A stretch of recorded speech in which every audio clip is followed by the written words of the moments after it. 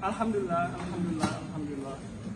Chers téléspectateurs, chers auditeurs de Ndiéguène TV et de ST TV, nous sommes là à votre 6e numéro de l'émission Température. Température est une émission qui parle de l'actualité de la Hadra Ndiéguène en général, mais plus particulièrement les activités du Khalif et de ce qui se passe ici au niveau de la Bourda. Donc aujourd'hui, nous avons eu l'immense plaisir de recevoir Tafsir Abdou Khadr Ngom, un petit-fils de Cheikh El Hadji Rawane Ngom, un des membres père fondateur même de la Hadra de Pan, qui était ici aujourd'hui pour donner un cours sur l'éducation spirituelle, plus connue sous le nom de Tarbiya. Mais nous n'allons pas épiloguer parce que nous avons l'immense plaisir de recevoir notre collègue, notre frère, Hadj Mohamed Ciss. Salam alaikum. Waalaikum salam Hadj. C'est toujours un plaisir de nous présenter sur vos plateaux et de parler maintenant, vous donner les températures à chaud, maintenant des bourreaux ici dans la Hadra des Ndiéguène. Aujourd'hui, nous avons eu l'immense plaisir de recevoir Oustaz Tafsir Abdou Khadr Ngom, qui est petit-fils, comme vous l'avez dit, petit-fils de El Hadji Rawane Ngom, qui nous a parlé de l'éducation dans le soufisme. Maintenant, comment les soufis, par quels moyens, ou bien quelles sont les stratégies mises en place pour les soufis, maintenant, pour donner une éducation de valeur, pour donner une éducation digne de son nom aux gens pratiquant le soufisme. Comme nous l'avons dit, c'est une bonne logique parce qu'on a appris à faire des cours sur l'éducation des enfants. On parle de soufisme qui est la principale branche du tasawwuf. Donc, pour ne pas épiloguer, vous allez le faire au bout des réseaux, comme vous avez l'habitude de le faire, bien le faire, machallah, parce qu'on a eu des réseaux vraiment qui apprécient. Donc, en résumé, premièrement, qu'est-ce qu'on peut retenir de la discussion d'aujourd'hui? D'accord, ce qu'on peut retenir, pour être bref, ce qu'on peut retenir, c'est que il y a 9 façons de faire la tarbiya. Soit, premièrement, il y a la tarbiya imaniya. La tarbiya imaniya, c'est à travers la foi. Maintenant, cette éducation-là, on t'éduque à travers la foi. Il y a aussi la tarbiya khulqiyya. Maintenant, on t'inculque des valeurs à travers, on t'inculque des valeurs. Comment on doit faire, comme Serigne Moutara Ndiéguène avait défini le soufisme. Quand on lui avait demandé qu'est-ce que le soufisme, il avait dit c'est le ilm, la façon de faire. D'où les Français diront peut-être plus tard que la manière de faire vaut mieux que ce que l'on fait. Il y a aussi la tarbiya nafsiyya, le fait d'éduquer, de se passer maintenant de ces plaisirs mondains et de se focaliser maintenant sur le haut pour annoncer le tarbiya ruhiyya. Maintenant, le tarbiya ruhiyya et la tarbiya qalbiyya, l'éducation à travers l'âme et l'éducation à travers le cœur vont de pair. Parce que ce sont les mêmes rythmes. On fait le tarbiya à travers quoi? À travers le zikr, à travers le fait de chanter les louanges du prophète, à travers le fait de faire du bien. Maintenant, ce sont entre guillemets, ces méthodes qui vont nous permettre de faire l'éducation à travers le rouge et à travers le cœur. Maintenant, il y a aussi le tarbiya bil qudwa. C'est l'éducation à travers les repères. Maintenant, on va vous dire, nous à travers des références. Maintenant, nous, on a des références. Notre première référence, c'est le prophète sallallahu alayhi wa sallam. On a aussi des références. On a Cheikh Tidjani, on a Cheikh Al-Khadji Oumar Fouti, on a Cheikh Al-Khadji Ahmad Baro Ndiéguène, on a Cheikh Al-Khadji Mouhamed Ndiéguène, on a Serigne Moutara Ndiéguène.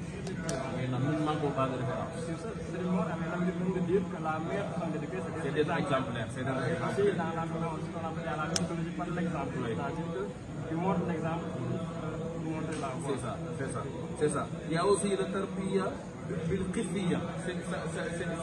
Ça, on parle par exemple, si on permet d'exprimer, on parle de yégué. Maintenant, ça, on ne peut pas le voir, on ne peut pas bien, on par la sensation. Ça, on le sent. Maintenant, on le sent nettement. Ça, maintenant, c'est à travers la sensation qu'on peut faire cette tarbiya-là. Il y a aussi le tarbiya bil hukmiyya. Maintenant, c'est l'éducation à travers la cravache. Maintenant, on l'a placé en deux positions. Donc, il faut déjà au préalable échelonner, passer par l'étape, passer par tarbiyatul imaniya, tarbiyatul xulqiya, tarbiyatul nafsiya, tarbiyatul jismiya, tarbiyatul qubudiyya, tarbiyatul ruqiyya, tarbiyatul bil qudwa, tarbiyatul qissiya, tarbiyatu avant d'en venir last but not least tarbiyatu xuqubiya, éduquer à travers la cravache, pour dire machallah qu'on a des chemins. Maintenant, pour faire ce tarbiya, il faut rencontrer le guide par excellence. Maintenant, si tu rencontres quelqu'un qui n'a pas les capacités, ou bien qui n'est même pas bien éduqué, il va vous donner une mauvaise formation. Et là, si Allah subhanahu wa ta'ala ne vous aide pas, vous allez regretter le fait de lui avoir tendu la main. Donc, alhamdulillah, nous avons des guides par exemple.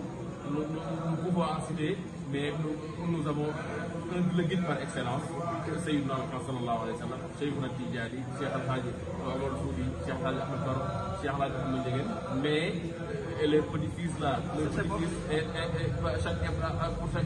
nous avons un guide par excellence. Et nous pouvons ne pas le citer. Vous le voyez derrière, en train de réciter la sourate Yassine, il s'agit de Serigne Mourtada Ndiéguène. Atallah Omrahu, Hafizahullah. Bientôt, nous allons le rejoindre, mais avant de partir, nous allons donner des informations qu'on a eu à recevoir aujourd'hui. Nous avons le Khalif a reçu aujourd'hui une délégation de la Banque islamique du Sénégal et du CEDEAO. Mais aussi, l'événement phare des Fouta, comme vous l'avez dit, c'est l'émission que Serigne Mourtada a déroulée sur la géopolitique, sur la radio centrale. Maintenant, quelle lecture vous pouvez faire sommairement de l'émission? Comment dire, vous devez être joyeux en écoutant Serigne Mourtada.